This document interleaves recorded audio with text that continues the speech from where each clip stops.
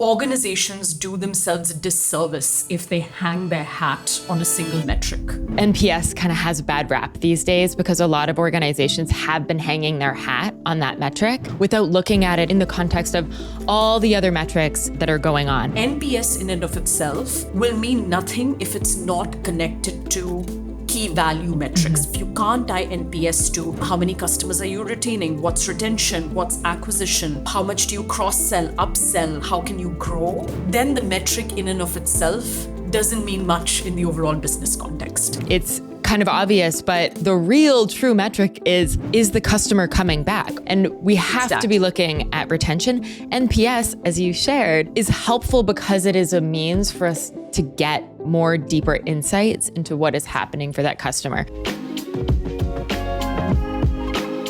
Hello, everyone, and welcome to Experts of Experience. I'm your host, Lauren Wood. Today, I am joined by Diya Sikka, a director at NPSx, which is a startup within Bain Company. We are going to dive into the hot topic of customer experience and NPS and what it looks like today, as well as how organizations can create an effective CX strategy that carry their business forward. Diya, wonderful to have you on the show. Thanks for having me, Lauren. Excited to be here and talk about CX, which I'm very passionate about. So, Diya, I'd love to kick it off by just understanding a little bit more about NPSx. What is it? So NPSx is a startup within Bain Company. Now, Bain is a global strategy firm. It's been in the consulting space for decades. And specifically in customer experience. So I think Bain, maybe 10, 15 years ago, Bain founded what we call the Net Promoter Score, which is a very commonly and widely used metric by organizations across the globe to measure sentiment. They also introduced what we call the Net Promoter System, which is a way to listen, learn, and act on feedback. Now, NPSx was born of this idea or concept that Bain has decades of knowledge in customer experience, and we wanted to be able to share that experience more broadly with a larger set of organizations through digital tools and solutions that would help them accelerate the experience. So the idea was we have so much, powerhouse, so much experience working with organizations in CX. We're thinking about what will benefit companies the most when it comes to really driving forward customer experience within their organizations. And how do you do that through the latest tools and technologies? So NPSx was born from that sort of desire to bring CX to more organizations. And so that's how I got to be a part of the startup. Amazing. Well, we like this topic a lot, as you can imagine. And I'd love to talk a little bit about, maybe it's the elephant in the room, NPS. I feel like there's a lot of conversations going on the internet, on LinkedIn, within boardrooms about, is NPS the metric that we should really be using to measure customer satisfaction? And I'd love to get your thoughts on that, both in how the sentiment is changing and then also how organizations can effectively track customer sentiment. Yeah, absolutely. I mean, this has been a hot topic for a long time. I think the one thing I want to say is organizations do themselves a disservice if they hang their hat on a single metric. I think that's just banking everything on one single metric is not the right approach. Two, relying solely on the metric is also not the right approach. I think when we introduced the Net Promoter Score at that time, there was a sore need in the market to understand, how do we measure sentiment, right? How do we even think about how we compare to other organizations? And the Net Promoter Score was sort of, we came up with that because based on studies that we had done across the board for multiple organizations across industries, that one question that NPS is based off of, how likely are you to recommend, is the strongest predictor or has the strongest correlation with actual customer behavior. So it truly represents how a customer is going to actually behave in terms of whether they purchase or come back more, increase their share of wallet, or refer the company to friends. And based off of that, we thought it was the strongest question to help give us a proxy to measuring satisfaction. Now, what has happened across time is people have, what they've done is they've solely sort of based everything on the metric. There's a lot of gamification happening. So they're all trying to solve for a high score on the metric, when the answer is not actually the metric. The question, the survey that you send out has another question, which is a verbatim sort of open-end question. Why have you provided the score? And one of the so when we did release, the Net Promoter Score, I think further and further with organizations, we said, it's the score is great and it's a way to benchmark yourself over time. But what's more important is the feedback that customers are providing through the survey and what they're seeing and how do you act on it. And so the key part is to sort of take that information and then learn from it and drive improvements. Because if you just keep sending out surveys and if you do nothing with the feedback, your score is never going to change. I've had companies come to me and they'll be like, our NPS hasn't really changed. Our pain points are still the same. I'm like, it will be because you haven't gone and actually taken the feedback and done something about it. So yes, there is people go crazy for metrics, but the metric is not the answer to the question. I think the other point I want to make here is NPS is a proxy for value.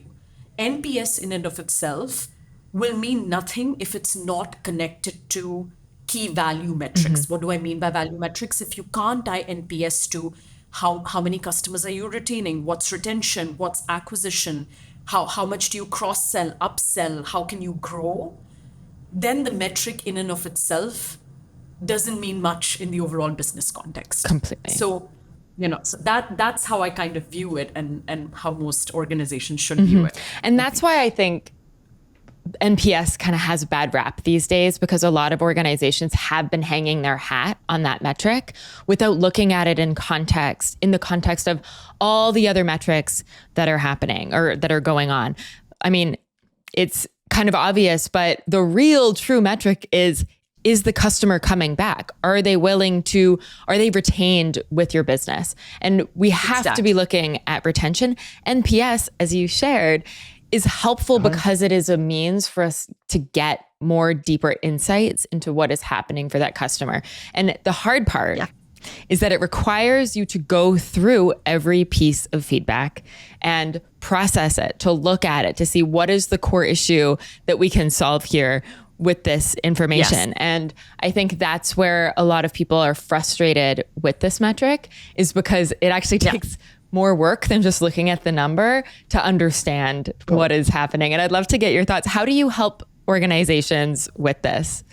Yeah, this is fairly common because what some people do is, when they look at the metric or the survey results, they'll just sort of scan through like themes and topics and come up with like broad categories of pain points. But the point is to get behind sort of root cause of, the pain points. So for example, if somebody is saying, oh my God, it's really like difficult to pay my bill. But what is the problem? Is it difficult because it's taking too much time? Is it difficult because you have to fill 10 different app documents? Is it difficult because something in the text wasn't clear? Is it difficult because there were 3 different payment methods needed and nothing like actually worked for you? There could be 5 different reasons why it's difficult. And that's what we call root cause. And so you have to get to that piece of root cause. Now, the survey in and of itself is not going to solve. The survey is just going to guide you and tell you, oh my God, like 80% of customers were talking about this issue. So it helps you narrow down where you need to focus. But then the uncovering is something you have to do with your data. And this is where I think CX leaders, CX teams in general, they are great at what they do, which is looking at surveys and crafting insights from them, but they have to get closer to the data that sits more broadly in the organization. And know exactly what all data is being collected about the customer, all the operational data, and they have to start getting comfortable with that. If a CXO is not talking to a CTO or the chief data officer, then those connections will be really hard to make. It is so essential. I mean, at the end of the day, customer experience is a cross-functional activity. It is not something that just sits in the CX team or the customer success team or the customer service team. It is truly something that every single person in the company touches, whether they are customer facing or not. I truly believe this. And it is difficult because it means that we need to go across the silos that we've created. It means that there is no just one single owner of this concept. It's actually something that everybody has to own and think about when we are looking at our data and contextualizing all of it. So it is no small feat, but I'm really curious to understand a little bit of how you've seen CX as a concept change over time. I think, we get to see in the seat that I'm in, I get to see how organizations have been really taking new approaches to customer experience. And I can only imagine the viewpoint that you have being as a part of Bain Company. So tell me, what have you been seeing? Yeah, absolutely. Happy to chat about that. I think we've started thinking through, and we share with our clients as well. We're sort of on this journey. We're now in the third wave of customer experience. So the first wave, way back when, is what we spoke about, which is there was a need for organizations to understand, what are my customers saying about me? How do I get that information? And so you launched, voice of customer programs. You started collecting information. You wanted a way to measure customer sentiment. And that's the birth of CSAT, the birth of NPS scores. The second wave was about, okay, we're getting all this information. What do we do with it? And so a lot of companies now have started, and we've actually helped a lot of organizations set this up, but what we call closed loop feedback systems, which is how do you take the information that you're getting and act on it to drive change in the organization. It's this concept of listen, learn, act in the organization. And so that's the second wave. In the third wave, we're in this completely new era now where listening to customer feedback can happen in so many different ways. Social media, and it's just coming at you from different directions, right? There's not just the survey through which you collect data or focus groups. Customer listening is on at any given point of time. People are sending in their feedback, right? So you have these diverse channels through which feedback is coming. You have generative AI, which is changing the way you sort of process and use data.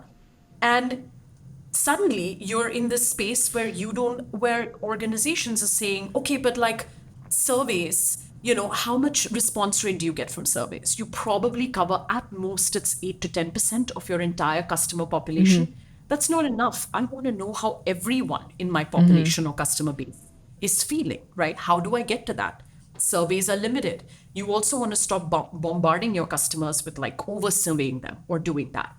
So how do you get to a place where you can actually utilize the data that you already have to in fact predict some of this, to go from a space of reacting to customer sentiment to predicting and then taking proactive actions for all your customers? So there are a couple of different themes coming up in this third wave of CX. One of which is like, we want to move away from surveys. Surveys is one cornerstone, but there's more to it. How do we go from knowing what 10% of our base feels to what are 100% of our base feels? How do we know that in advance so that we can proactively react and make it personalized? Like, how do I send Lauren a very personalized sort of action or targeted messaging before even Lauren asks for it, in that space or setup?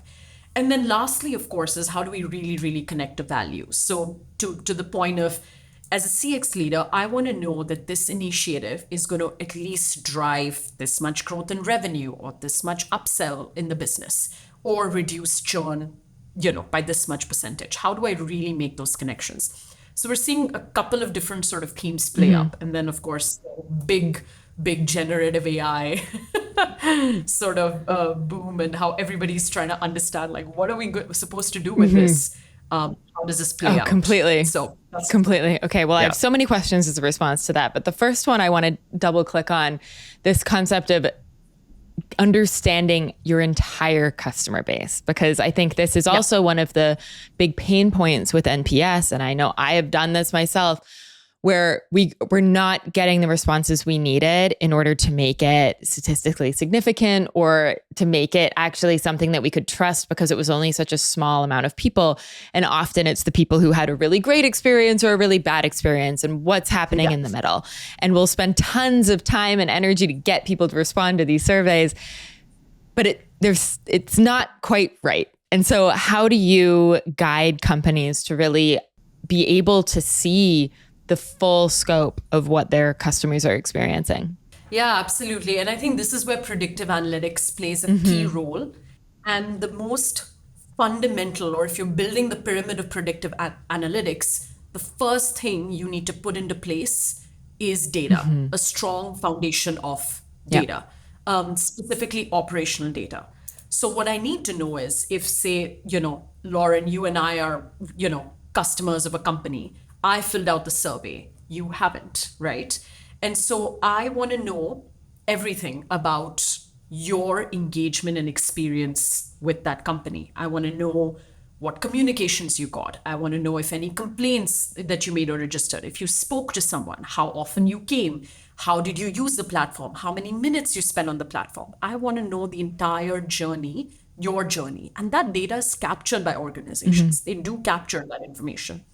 And so based on that, if I know how Diya responds to a survey and I know how and you and I are similar customer profiles, I can then predict how you would probably respond to the survey.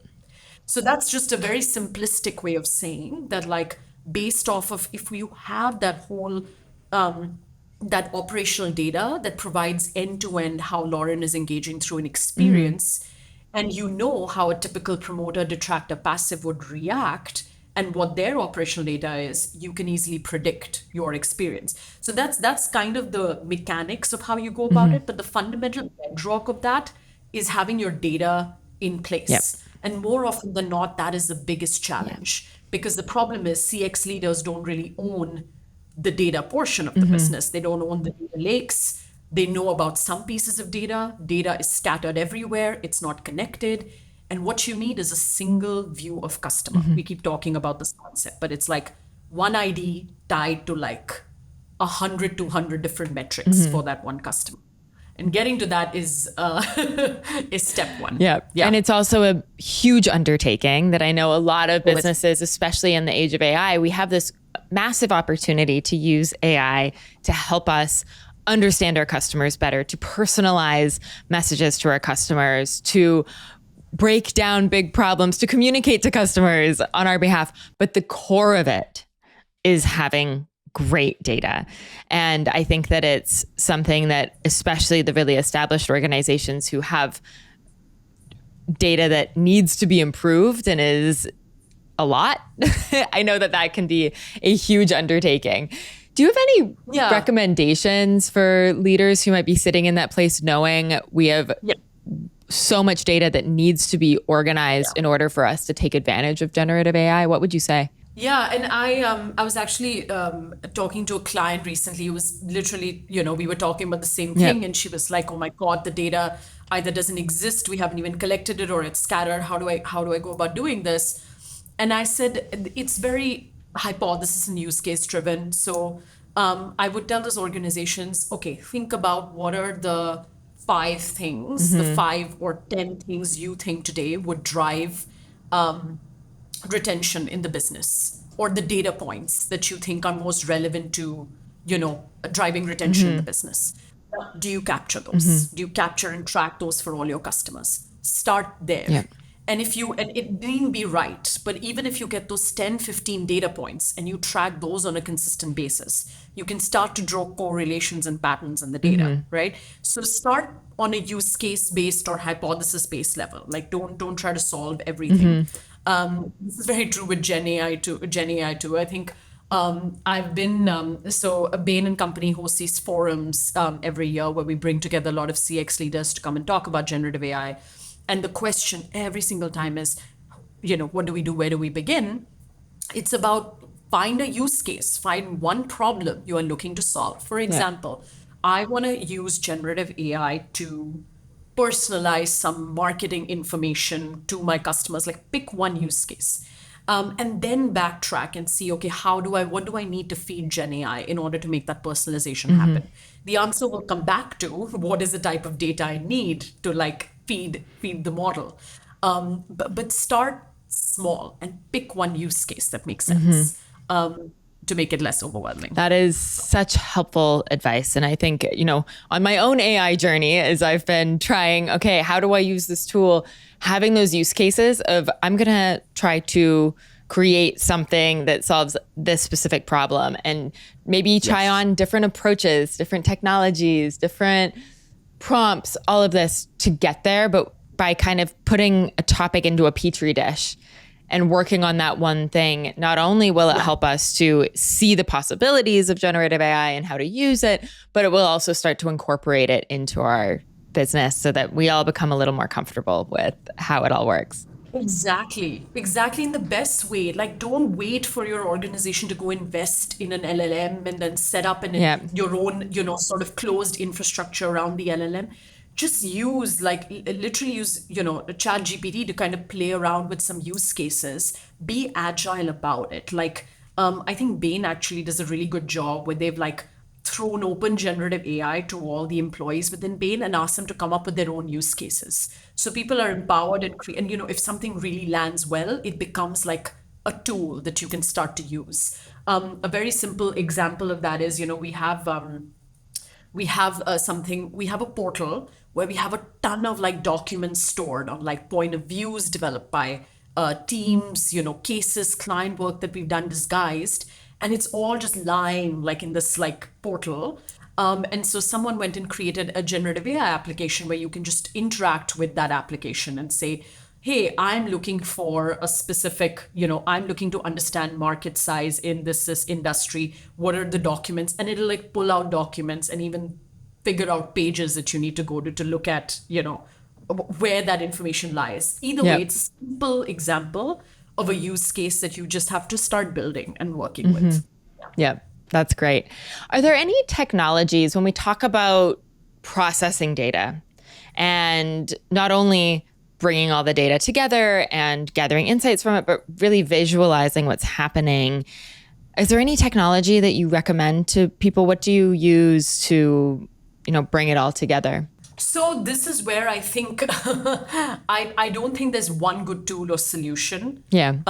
I think what's happening is, the CFM, our customer feedback management providers, Qualtrics, Medallia, InMoment, the big three, they do a good job of like helping you visualize like survey insights data. I think a lot of companies use tools like Power BI, Tableau for visualization. I don't think there's like the vision that we were moving towards, or what we were trying to build at NPSx, was a tool that would do just that. Yeah. Like bring all this data and throw up a dashboard that says, here's how, let's do a retention analysis for you. Let's look at top drivers of retention. How does that tie to CX, customer experience? So I don't think that tool really exists. I think companies should go out there and sort of play with the visualization tools they already have in hand and then configure their dashboards.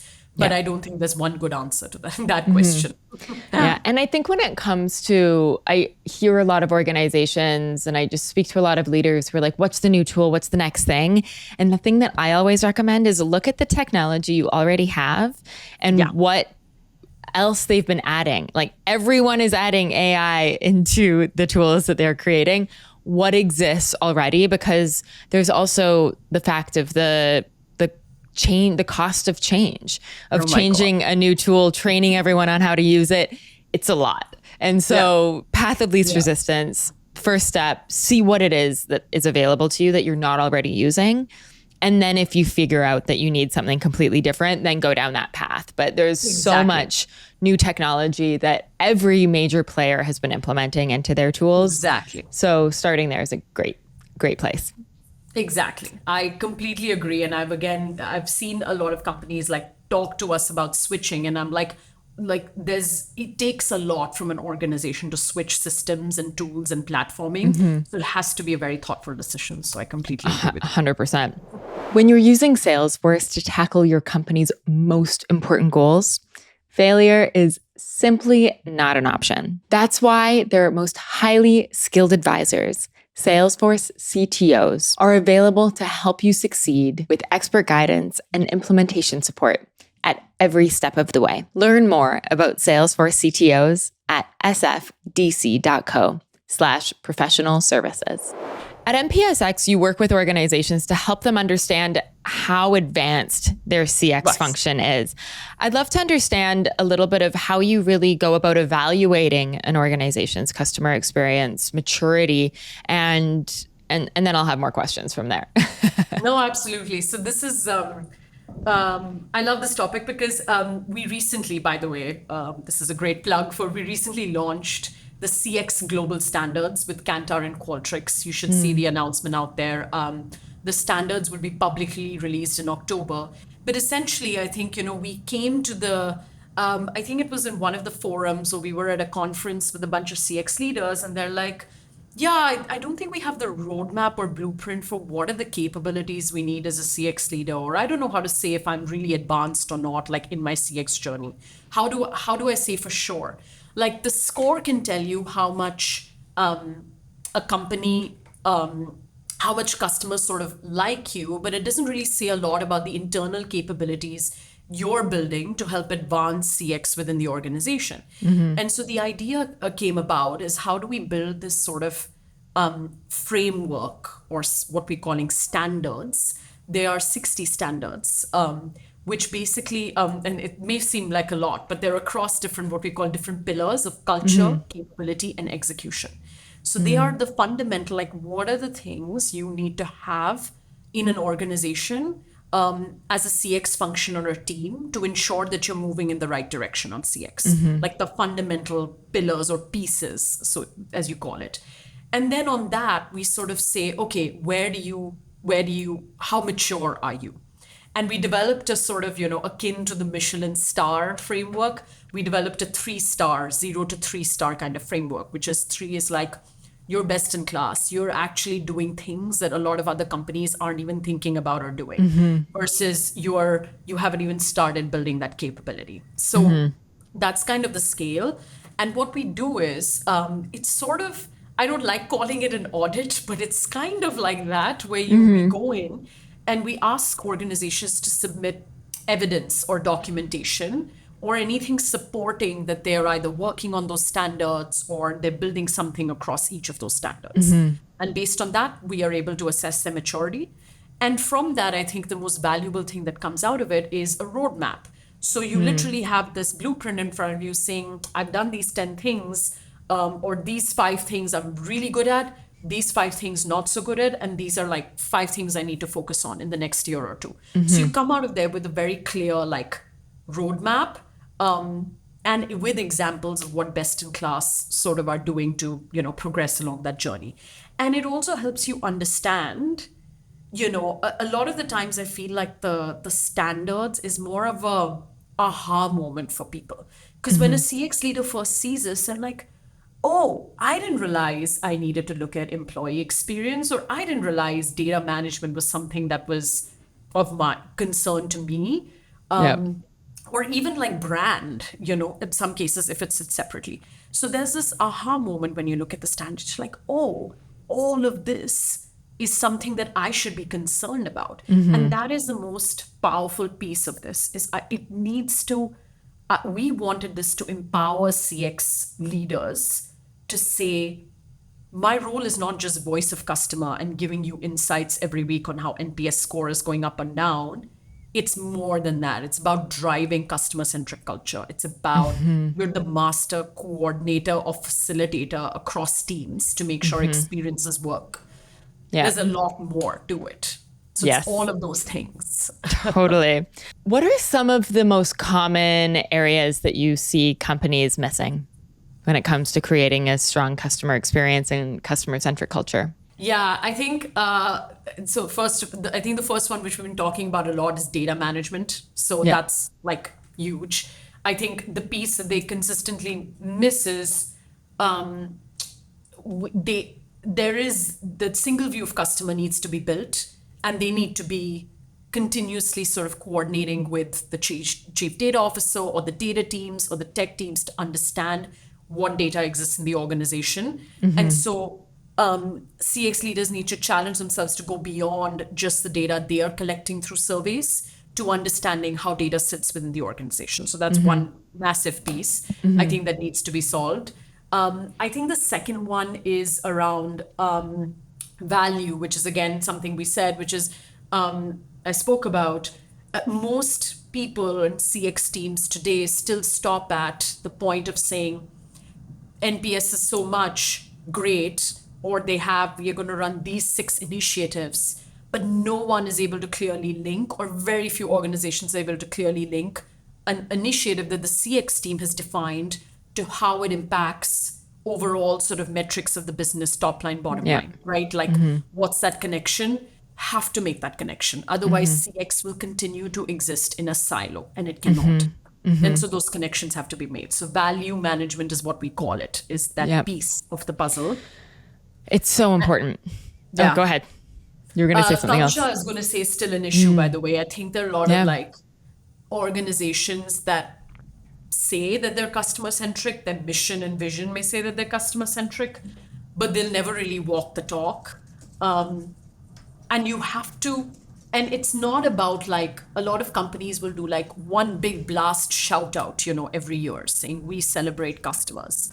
But if you do not live and breathe it through day-to-day interactions and processes, it's never going to be a culture. Culture is like, really has to come through behavior change across the board, which means leaders have to show that they care. They have to start making decisions on a regular basis, which are pro-customer, which might sometimes mean sacrificing short-term benefits for long-term customer gains, which Amazon is notoriously good at doing. So like day to day, you kind of really emphasize the customer. Leaders have to do it, and employees need to feel empowered to make decisions for the customer. And it's not just a matter of saying you're empowered, right? It has to come through like actual incentives, rewards, mechanisms, training that help employees get to that point where they feel like, this customer-centric culture is truly being lived. So it's a hard one, because culture change is never easy. So yeah, completely. I want to circle back to the metrics for a second, and then I'm going to come back to culture, because I want to double click on everything that you just shared. When it comes to this very important point that you made about tying the CX metrics to overall business metrics, can you give us some tangible examples of what some of those business metrics might be and how to tie CX indicators to them? Yeah, absolutely. I mean, I think I've seen some companies start to do these correlations, basically, which is a 2%, NPS point improvement can lead to whatever, 4% increase in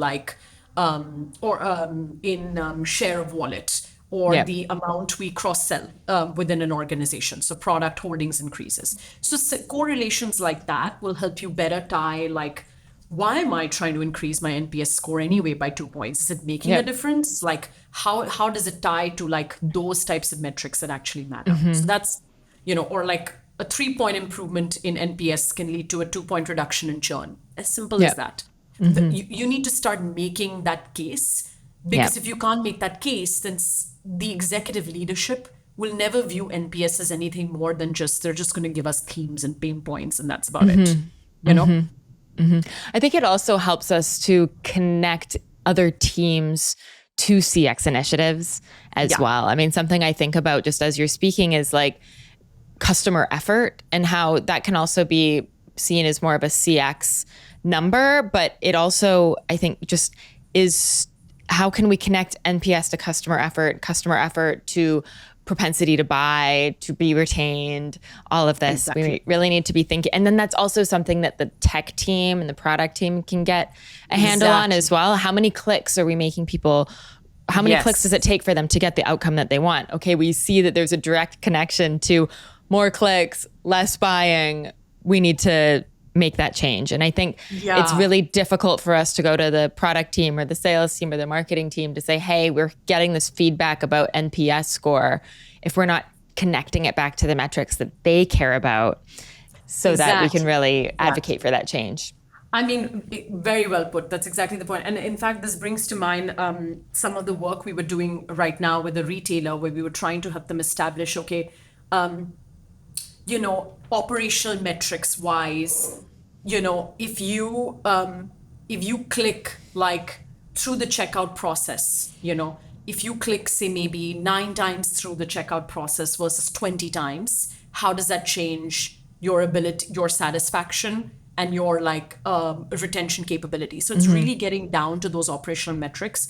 So actually, in fact, it's about not just saying, hey, what drives satisfaction is the number of minutes it takes to complete my application. It's also zeroing down on the minutes. Like if I even bring this down from 15 minutes to 10 minutes, you're going to see a change. Yeah. And that is something the ops team can work with and they Yeah. can target. Yeah. Otherwise, they don't have anything to work with. They're like, okay, yeah, we understand we need to go down faster, but how much faster do we make this? And Yeah. is it worth investing in bringing down time that much? And you say, yes, it is, because here's why. You know, Yep. that's Completely. the kind of case you have to build up. Completely. I always say we have to look at our internal teams, our counterparts, our peers as customers as well. How can we position what it is that we are trying to do in the way that makes it what's in it for them? How do we drive customer experience in a way that is actually benefiting the other teams instead of being this other thing that they need to think about?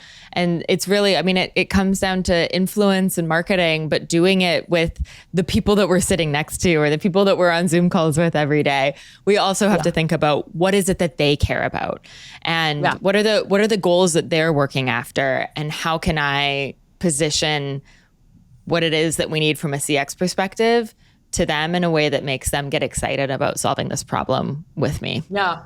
I see the CX leader as a master, like coordinator, facilitator across teams. Like if they Totally. need to have the ability to just work with and integrate with across product teams, ops teams, service teams, because that is the crux of what they do. They're connecting the dots in a way that no one else can, right? Or is able to. That's the true value of a CX leader. Yeah. I could not agree more. It's really, we are the glue within an organization to really advocate for the customer, but not just say, the customer is saying this. It's like, how do we get people on board? And that's where that culture piece comes in as well. And I think that CX also plays a role in really holding and facilitating that culture throughout the organization and making sure that everyone is thinking about the customer in everything that they do. And I'm curious to know, what are some of the best in class examples that you've seen in terms of creating a customer-centric culture? Yeah, I think so. Companies that do this really well are the ones where you have, say, at an executive level, they'll generally start every meeting with the topic of customer, not financial metrics, or every executive meeting will have a topic on the customer. I know this is a very commonly cited example, but Jeff Bezos, and I don't know if he still does it, but has in the meeting room has an empty chair, which symbolizes the customer and how we always need to like frame how the customer would take this decision into account. When you're making decisions, organizations have this decision framework where they're like, okay, what's the financial implication of this? What's the cost implication of this? But customer has to be a key like factor in the decision criteria. And the decision cannot be made if that isn't taken in or accounted for, right? So that has to be critical. Leaders also need to be connected with the customer. I think the companies where leaders actually, like some CEOs of some companies who do this really well, they'll actually sometimes in call centers like get onto a call with the customer or like a feedback call. Like they'll tap in. They'll do things like that where they find a way to connect and hear what the customer is saying. So they're not completely sort of sitting in a little bubble out there, not hearing and understanding. So there's that walking the talk on part of the leadership team that I see really, really drives customer centricity. And then I think on the culture side of things, employees, middle management. I think middle management is where that space, empowering them is critical. Because employees, they have the ability to make employees, sort of front-facing employees, really excited about customer experience in the right way and make them involved. So really getting that middle management piece to buy into the culture and to drive customer centricity is important. And I don't mean the one mistake people make, organizations make, is tying individual employee incentives or something to NPS. Like that is just that's a no-go. That's a no-go. You want to track NPS as an organization more broadly, and you want to you can sort of tack executive compensation to like, NPS as a metric. That you can do. That's fine because you're holding the organization accountable for tracking on that. But at a team level, it can go so wrong, creates bad incentives. And so I would strongly encourage not to do that unless like absolutely necessary. There are definitely other ways to kind of drive that. But No one person can impact NPS single-handedly. And we need to make sure that when we're creating incentives, that we're incentivizing the right things. And I've also been on teams where that has been either discussed or something that we were sunsetting because it wasn't working. And the reality is it just makes the people who are in those client-facing seats feel like the world is on their shoulders and they actually don't have the ability to make the changes necessary. So it doesn't really drive the right outcomes. But I'm curious, I love what you're saying about this middle management layer, because something that I firmly believe, having built and led client-facing teams, is that the way the employee experience, especially the client-facing team's employee experience, directly impacts the customer experience. We build trust between humans. While a human may trust a brand when they have an interaction with another human, that is going to make or break your relationship with that brand. And so making sure that whether it is a customer service agent or a customer success manager or anyone who's client-facing, we need to make sure that that team is feeling extremely empowered, that they have the skills and the tools and the excitement necessary to really hold that customer's relationship and build upon it. And so I'm curious to know what you've seen in terms of like how companies have really approached that employee experience part of things. Yeah, I think with employee experience, there are a few things that you can do, that companies can do to really make it work. And this is not like a full list, but like one thing is rewards. But by that, I don't mean incentives tied to NPS. I mean recognition.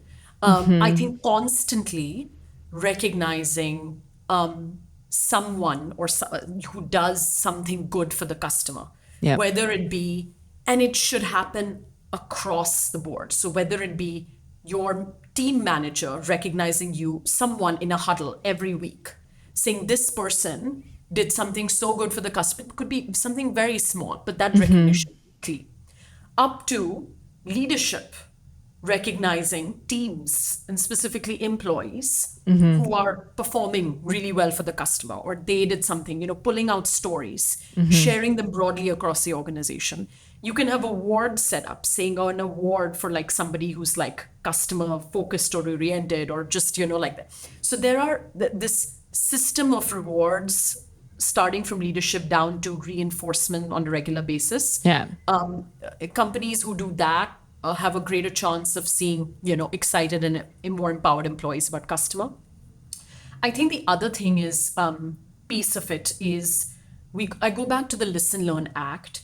So if employees feel that they are thinking of things that are good for the customer, but no one's listening to them and no one's doing anything about it. So an employee is hearing customer say something and they're like elevating it up, but nothing is being done about it.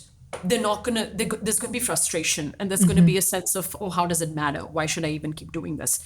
So really that closed loop feedback for an employee, which is to say a way for them to say, okay, what we've heard from the customer, let's either solve for that in the team level if we can. If we can't, we're going to elevate it into like a broader system. And whether it gets acted on or not, at least that someone is looking at it. And there's that closed loop feedback. That's when you feel like, oh yeah, like it matters to them. And I understand why it's taking time to implement it, but they're listening, right? And so I feel like I want to give more ideas and inputs. Completely. It's really incentivizing that innovation that people are naturally coming up with. When you are facing a client day in and day out, you have the most inspirational inputs into how you can solve their problems. You are seeing firsthand these problems happening, and we really need to create the space for those employees to be able to share what's happening and give their suggestions. And I think that this is such a fine balance, and it's something I see so many leaders miss because we're focused on these big hurdles that we're tackling and the big boulders we're trying to move away. But there's also so much gold kind of in the lake bed that our teams are pulling out, and we need to give them space to share that, to be heard, and then either say, yes, we're going to move forward with this, or we're not, and here's why. And it's just incentivizing that conversation by acknowledging people for the thoughts that they're bringing to the table, and then either helping them to make it a reality or learn more about the business and why or why not something can happen in this moment. And an example of that I was just thinking was one of my first projects actually, which got me excited about customer experience, was when I was with the retail bank in the US, and I was traveling out to San Francisco, that area, and I was visiting bank branches, and we were trying to implement closed loop feedback. And it was just the most amazing experience because I would go to these branches in remote corners of, California, and I would join in these huddles that happened every day, So every day they would have a huddle, people would gather together, and they'd be like, this customer said something about, they would use the survey results to start their huddle, and they'd celebrate. They're like, let's celebrate. This customer said we were so kind and thoughtful. So everyone would clap, there was a feeling of excitement. Then they would be like, this customer said, queuing is a problem in our bank branch. And then people would try and think of like ways in the moment to solve it. And if there was an issue that was much bigger than them, they'd rely on the manager to sort of elevate it up. But I saw this on a day in and day out basis. And it was such an energizing 10 minutes of the day, the 15-minute huddle. And it was really great to see that happen, Right completely. There, the bank branch. Yeah. Completely. It's super energizing. I mean, at the end of the day, everyone wants to solve problems. Solving problems is fun and it's exciting. And I know I've worked a lot in the startup space, and typically we hire people who are very innovative, very, open-minded, who want to solve problems. And there's always this balance of like, okay, we've solved enough problems, now we need to just do the work. But it's people want to be solving problems, and we need to give them some ability to be taking everything that they're learning and applying it to something that's generative for the business and for the customers at large. So that's amazing. You are a business leader with vision. You've seen the future as an AI enterprise thriving with Salesforce's Agentforce. Getting there? It's a little fuzzier. Don't worry. Salesforce CTOs are here to work with you side by side and turn your Agentforce vision into a reality. We're talking expert guidance and implementation support from the best of the best. To learn more about Salesforce CTOs, visit sfdc.co/professional services. I have two last questions for you that we ask all of our guests. And the first is, I'd love to hear about a recent experience that you had with a brand that left you impressed. What was it? And it can be a brand, it can be a small business, it can be any business that you were interacting with. There's a client I have, it's an education institution based out of Florida. It's a high school, actually. And as a brand, I'm completely blown away by the experience they deliver, to the point when I wonder why are they looking for us to come and guide them on customer experience when they're doing a phenomenal job. But I think it's just right from the get-go, when you get to campus, there's just this level of passion and commitment, even from the people who are like, the hotel we were staying at while we were there. And it's all interconnected experiences, right? So one person is kind of handing you over to the next, but in the smoothest manner possible. And everyone out there is so nice and committed to giving you a great experience. It sounds to me like there's a lot of passion amongst the people who are working there, and they're passing that on to you. Yeah, definitely. And there's a desire to go, I would say, above and beyond. So for example, if I have a problem, that's not related to, I had an issue with some hotel related thing, but I was asking one person from the athletics committee about it. Even if it's not within their scope or realm, they'll go out of their way to solve it for you, and they won't just pass you over to someone else. Yeah. And so I think that's critical, I think, Yeah. because in a lot of organizations, the transfer game is, oh, I don't know how to do this. Yeah, you are now the hot potato, transfer. and that's the highway to frustration right there. Yeah. So how do you take accountability even when you are unsure if you can solve the problem? Yeah. Yeah. But you completely. can still take accountability for the customer experience. I Yeah, think completely. that was And great. I think that you're really highlighting right now the importance of the employee experience, because if employees feel like their employer has their back, they will do the same. And we really, I think a lot of there's a pitfall where a lot of leaders expect employees to have that trust and respect for their employer and to then pass that on to the customer. But the employers also have to create it and create the environments for employees to really feel like, okay, you got my back, I got yours.